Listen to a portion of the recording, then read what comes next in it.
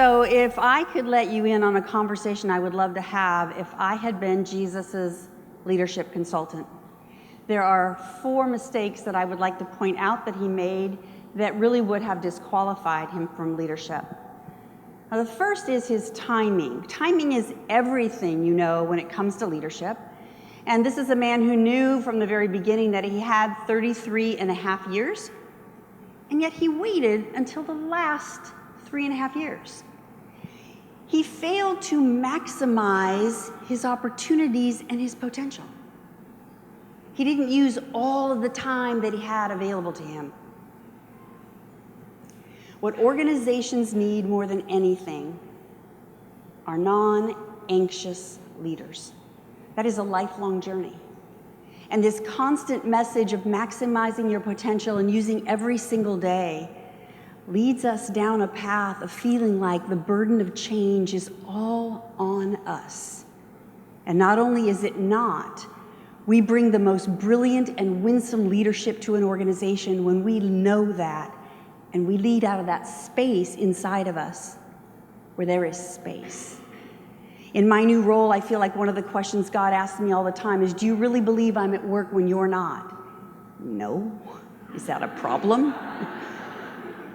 The second mistake that Jesus made that we need to really bring him to task on is his language. If you want to be a movement leader, you use language around seismic shifts and tsunamis and lightning and thunder. You don't talk about salt and light and yeast and seeds.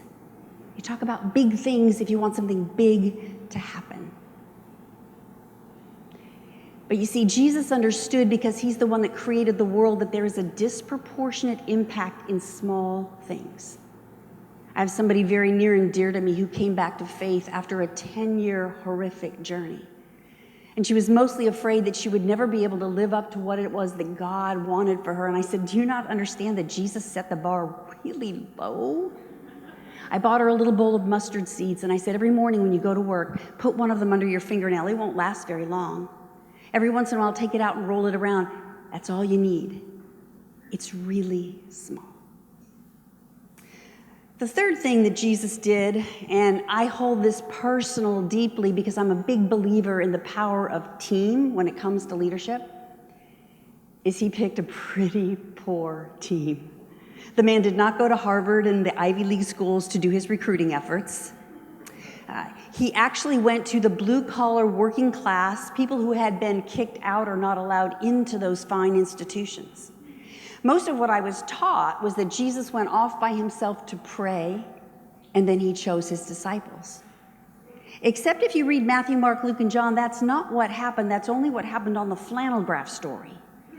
Actually, what it says is something like this. He knew it was time to pick his team, so he started walking down the street and said, yeah, you, I'll take you, you. All right, I can do this with anybody.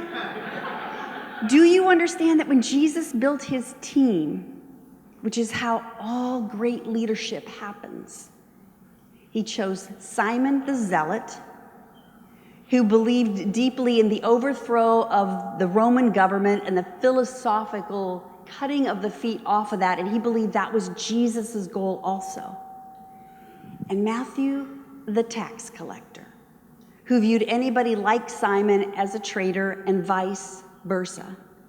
He chose 2 people on his team who had different beliefs doctrinally, economically, socially.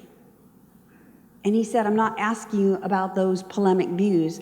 I'm asking you about the center of the Venn diagram where you can put your foot down on me, Jesus. He brought the sons of thunder, which is actually the Greek word for anger. And don't even get me started about picking Judas. It was ridiculous. But it was like Jesus said, I can offer the kingdom of God to anybody. And when you listen to all of the mistakes that the disciples made, and then you read their epistles later on, you see transformed people. You see Acts chapter 4, where it said people marveled at the preaching of Peter because he was an unschooled, ordinary man who had been with Jesus. And then the last mistake, and I'll just chalk this up to rookie mistakes, but Jesus' succession plan was pretty bad. You have 12, you get rid of Judas, you pick Peter. Wow, terrible mistake. Peter was the one that made the most public mistakes. He's the one who constantly didn't get it. He's the one who, more than anybody else, Jesus had to keep correcting public. Oh, let's not forget, he's the one and only who denied Jesus 3 times.